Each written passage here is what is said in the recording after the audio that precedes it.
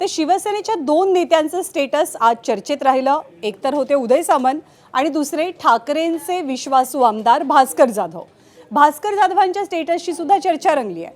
उद्धव ठाकरेंच्या आपण कायमच पाठीशी असल्याचा दावा करणाऱ्या भास्कर जाधवांची भाषा या स्टेटस नंतर थोडीशी बदलली आहे का याच्या चर्चा होऊ लागल्यात. त्यांचं स्टेटस काय आहे? हजारों अच्छाइयों की कोई रसीद नहीं होती, पर एक गलती का पूरा हिसाब रखा जाता है. त्यामुळे भास्कर जाधवांच्या मनात नेमकं चाललंय काय हा प्रश्न पडण्यावाचून राहत नाही. 22 जूनला उद्धव ठाकरेंनी बोलावलेल्या आमदारांच्या बैठकीचं चित्र पुढे आल्यानंतरच याचं खरं उत्तर मिळेल अशी आशा आहे.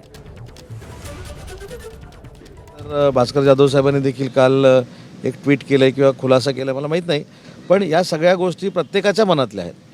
म्हणजे भास्कर जाधव साहेबांनी सांगितलेली गोष्ट ही आमच्या मनात होती म्हणूनच ते 3.5-4 वर्षापूर्वी झालं.